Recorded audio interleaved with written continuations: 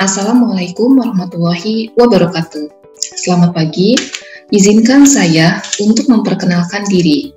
Nama saya Wulandari Fatona, dosen Program Studi Teknik Sipil Universitas Sultan Ageng Tirtayasa.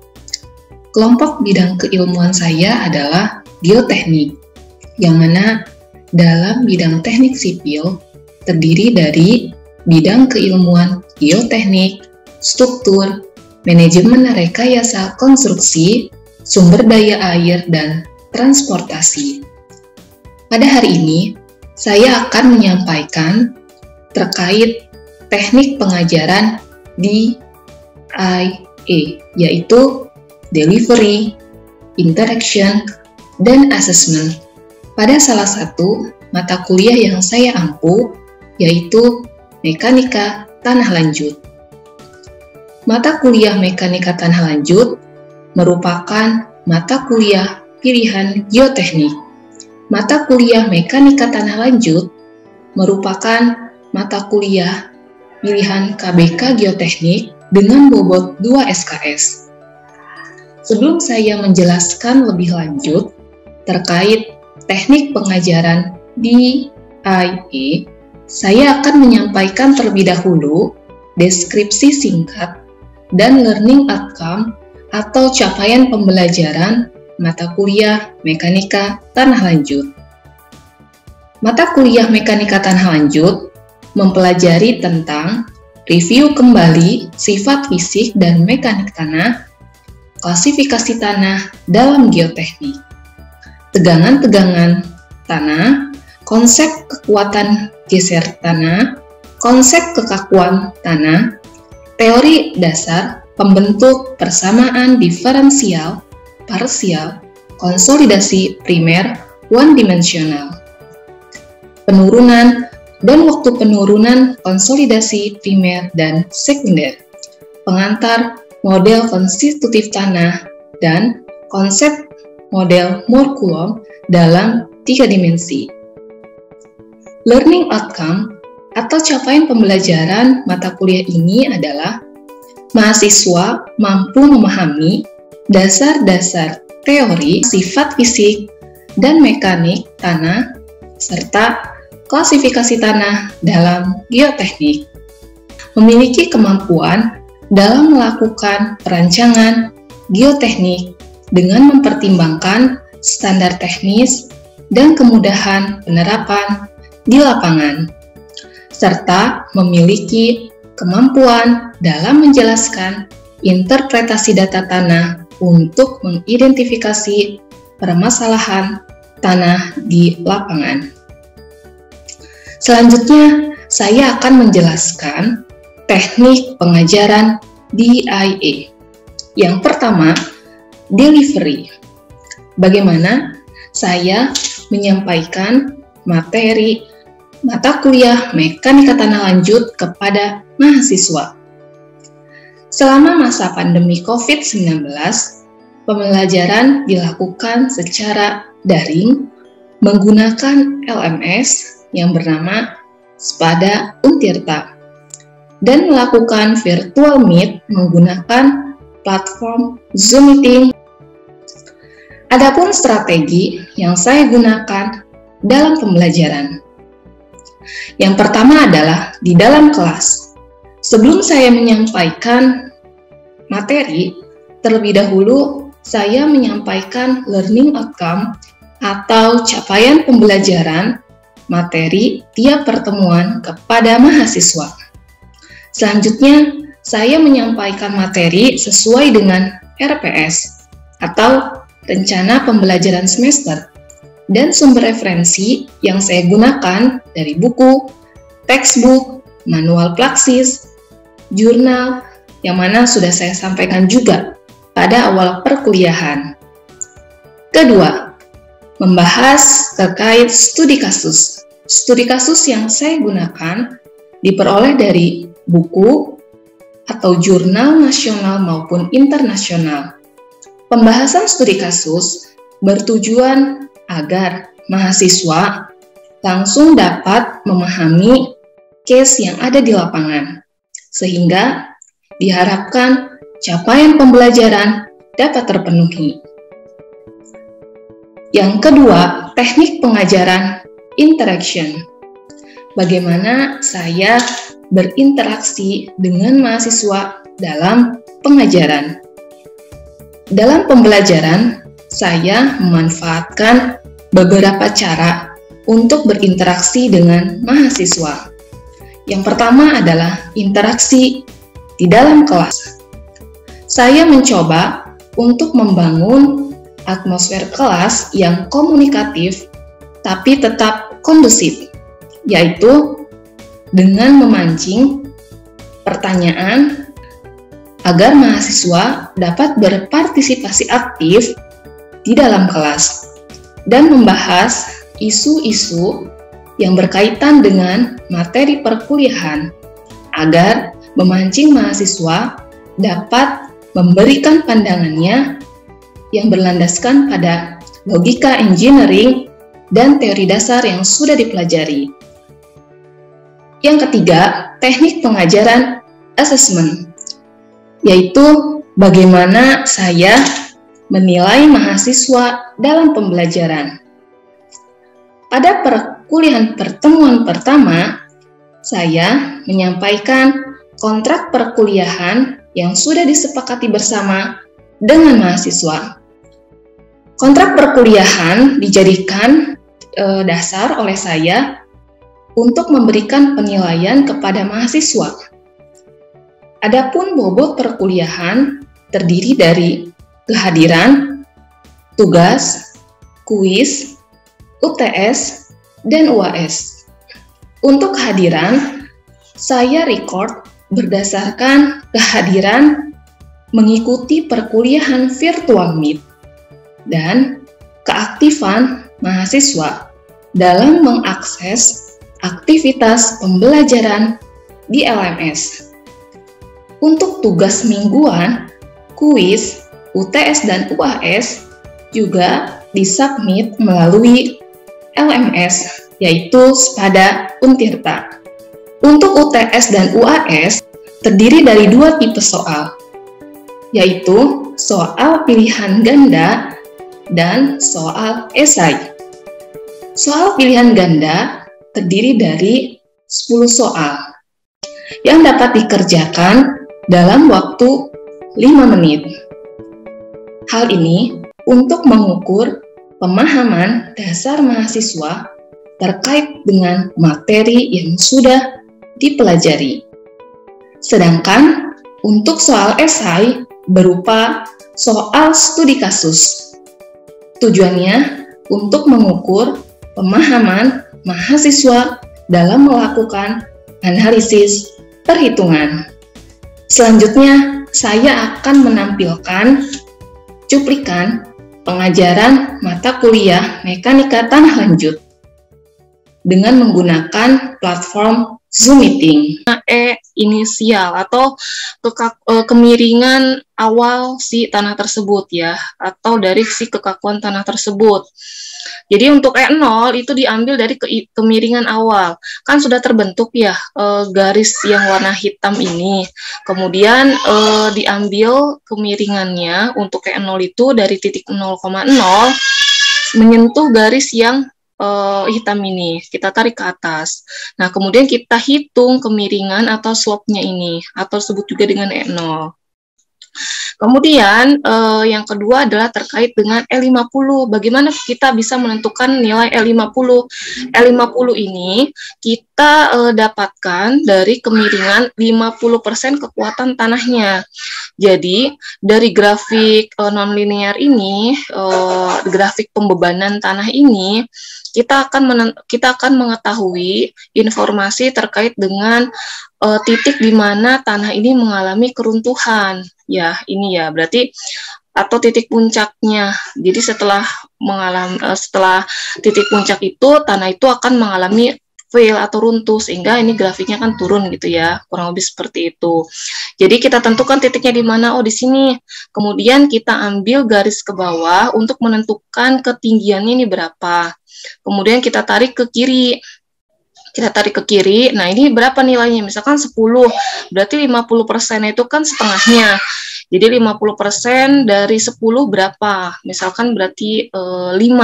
Oh, berarti posisi 50%-nya itu ada di sini nih, ada di 5. Kemudian kita tarik garis dari 5 ini ke kanan atau boleh dari sini ke kiri, menyentuh si titik yang kurva yang linear ini.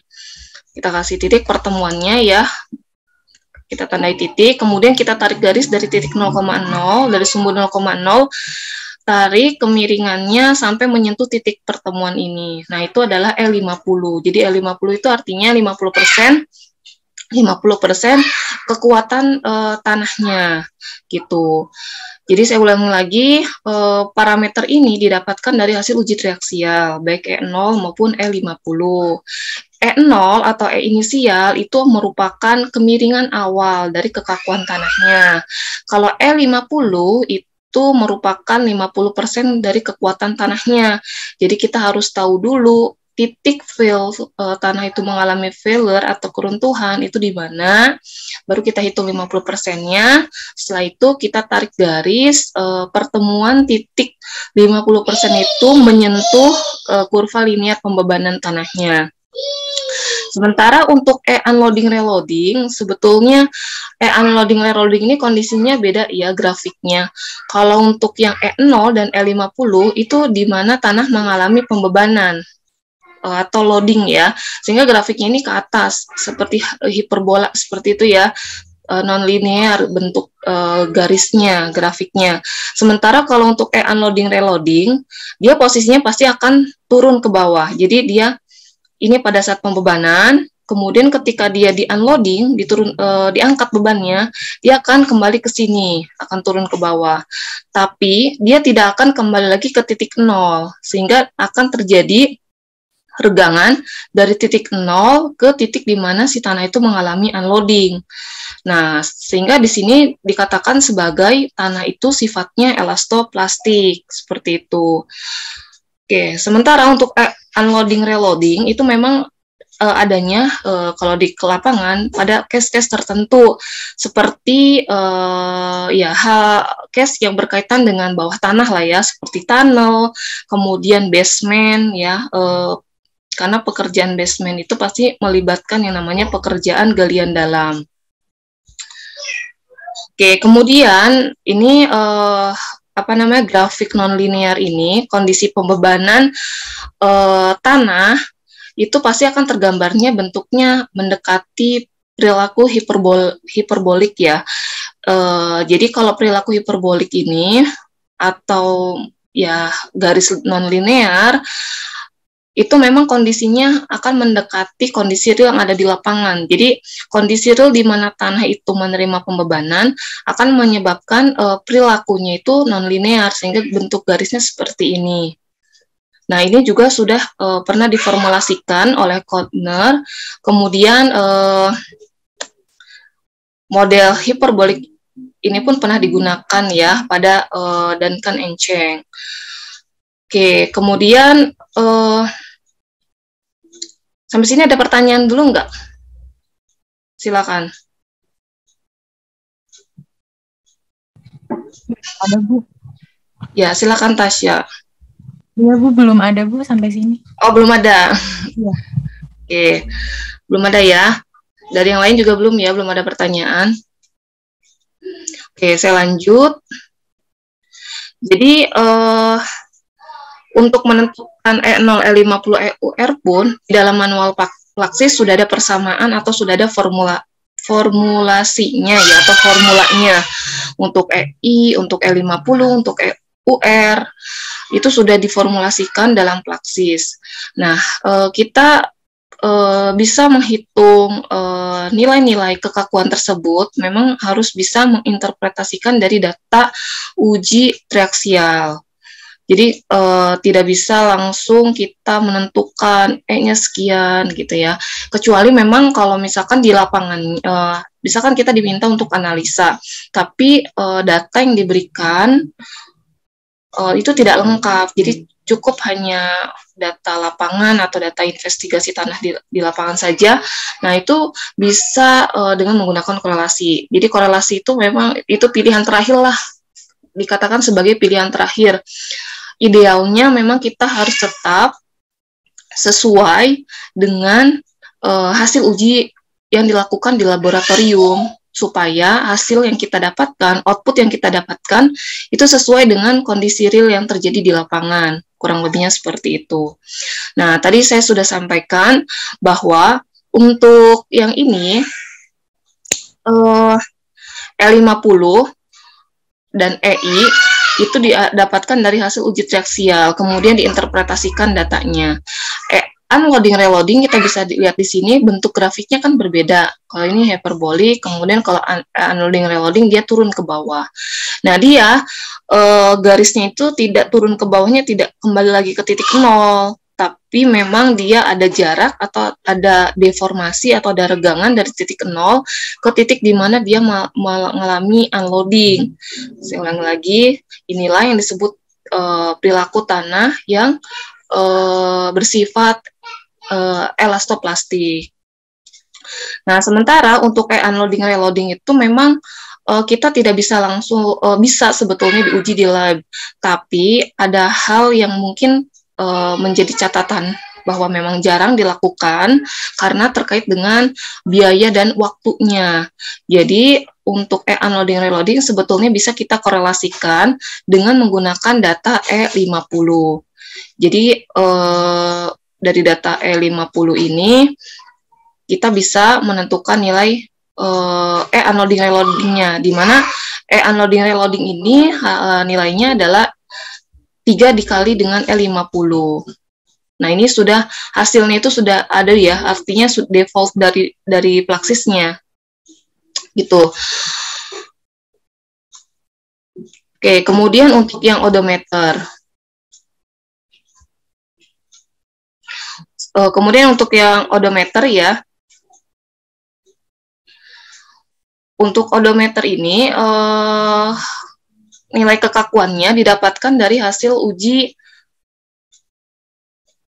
konsolidasi. Sebentar ya, saya mau munculkan partisipan.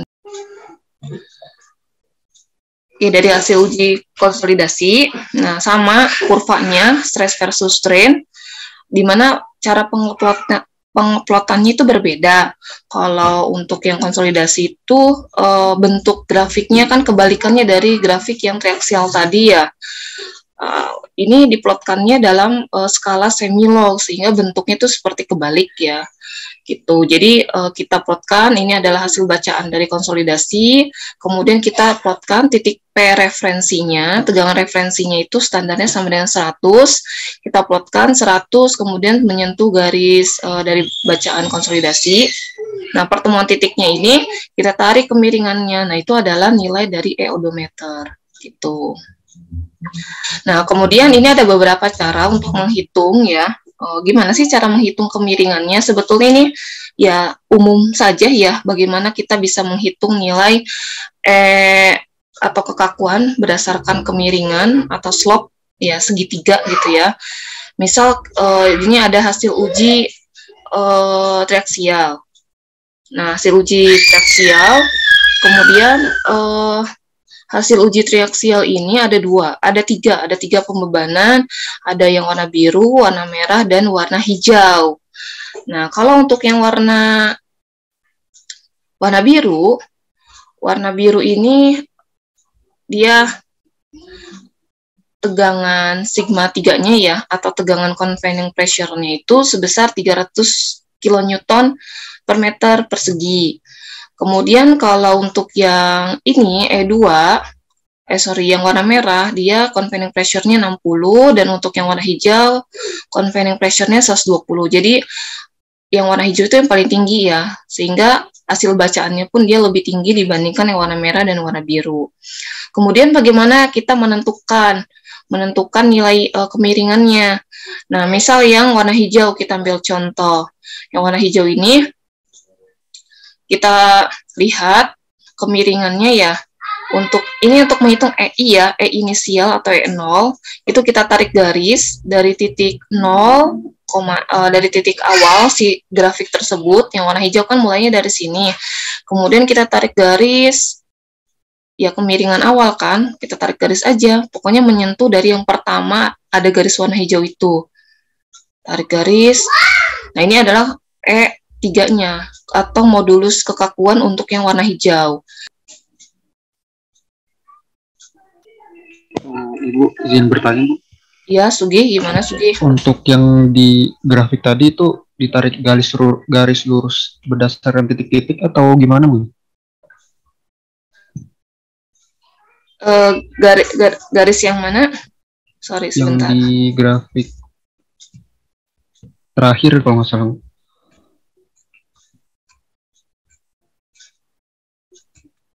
Yang ini? Iya, itu kan misalnya X-nya 0, terus ditarik garis dapat 100 itu patokannya dari mana, Bu? Oke, jadi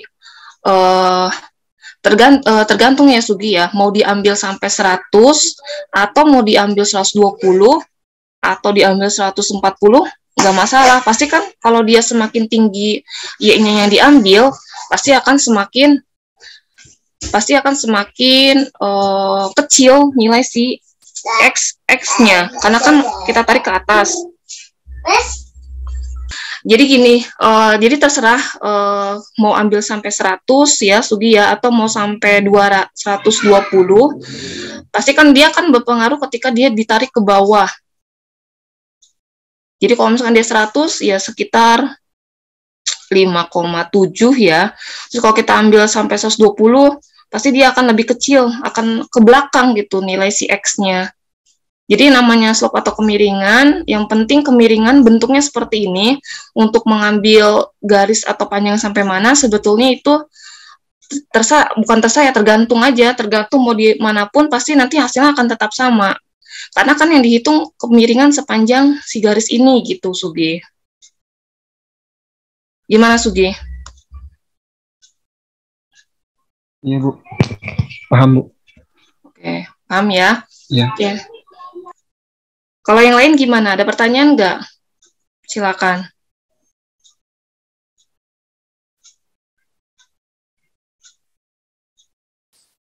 Kalau enggak, lanjut dulu ya. Oke, tadi sampai EI sudah oke. Kemudian cara menghitung yang E50-nya. Kalau untuk yang E50, cara menghitungnya, tadi apa? 50% dari kekuatan tanah. Nah, ini hasil uji di borehole 7 kedalaman 52 sampai 53 meter. Dari hasil uji triaksial CU consolidated undrained dengan tegangan unconfining pressure atau tegangan penyekangnya 460 kN per meter persegi. Jadi kita plotkan dulu dari hasil bacaan triaksial. Nah, nanti akan terbentuk yang warna biru ini. Nah, selanjutnya langkah kedua apa? Kita cari mana titik si tanah itu mengalami fail ya.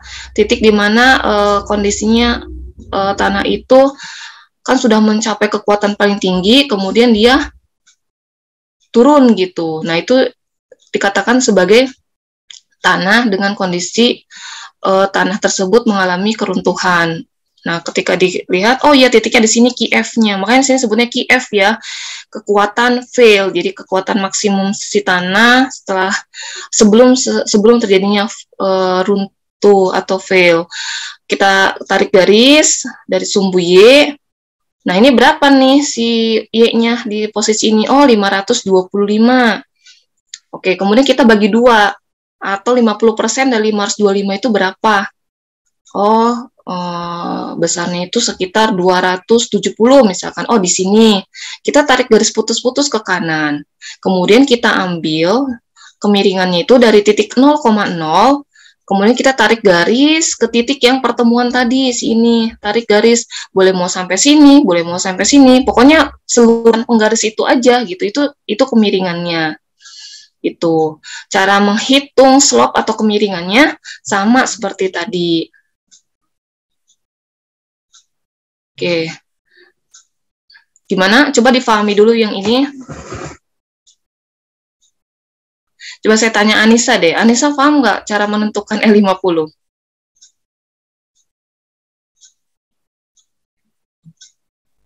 Iya, Bu, paham, Bu.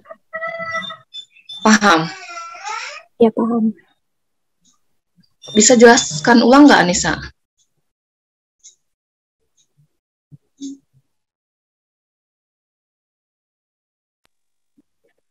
Jadi nanti hasil uji triaksialnya diplotkan nanti jadi garis yang titik-titik biru ini.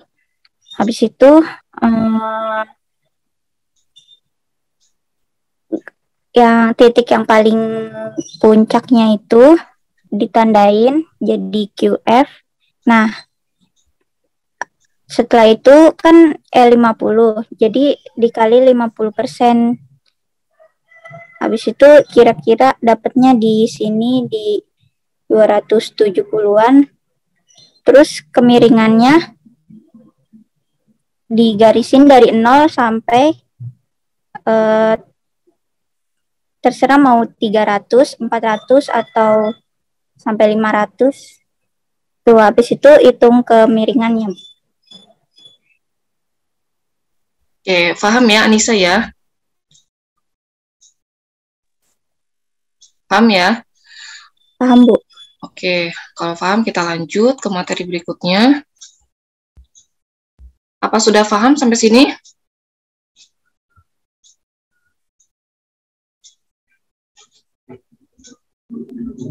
Bu, izin bertanya lagi, Bu. Ya, silakan Sugi. Berarti yang di soil test di Praxis itu untuk divalidasi gitu ya, Bu, atau untuk menghitung ulang dari hasil triaksial tadi? Bukan menghitung ulang bahasanya ya. Kita lakukan back analysis untuk mengoptimasi si parameternya. Jadi parameter yang kita inputkan itu ketika diolah di Praxis ternyata hasilnya mendekati atau tidak dengan hasil ini kurva stress strain yang kita plotkan dari hasil graf triaksial ya. Jadi yang warna hitam ini kita plotkan manual dari hasil triaksial, dari hasil uji triaksial. Kalau yang biru sama warna merah ini itu benar-benar hasil luaran dari soil test yang di Praxis gitu. Ya sebetulnya ya sebagai bentuk memvalidasi parameter yang kita gunakan bisa gitu, bisa dikatakan seperti itu. Tapi ya kita perlu data triaksial di labnya, dan biasanya kan kalau dari data laporan investigasi tanah itu baik di lapangan atau di laboratorium, kadang di laboratorium itu cukup tabel atau resum parameter tanah yang diuji gitu ya, tapi tidak melampirkan atau memasukkan ininya kurva hubungan tegangannya gitu. Jadi biasanya ada yang menampilkan, ada juga yang enggak. Kalau yang enggak, berarti kita harus ngeplot sendiri berdasarkan dari tabel yang kita dapatkan gitu. Dalam bentuk tabel hasilnya, enggak ada yang langsung grafik kayak gitu. Gitu Sugi ya, ya bisa dikatakan seperti itu. Kita tujuan optimasi ini memvalidasi parameter yang kita gunakan, apakah yang di dalam Praxis itu apakah sudah mendekati dengan perilaku yang di lapangan atau belum dari hasil uji triaksial gitu. Gimana Sugi? Iya, Bu. Hubungannya apa? Kita melakukan interpretasi, kemudian setelah diinterpretasi datanya diolah di back analisa lagi gitu ya, atau kita mencari optimasi parameternya dengan menggunakan soil test di Praxis. Nah, memang ini kaitannya ya dengan beberapa hal atau case yang ada di lapangan, dan salah satunya misal galian dalam, karena ini kaitannya dengan parameter unloading reloading tadi. Mungkin itu saja yang dapat saya sampaikan pada video kali ini. Semoga bermanfaat. Terima kasih. Assalamualaikum warahmatullahi wabarakatuh.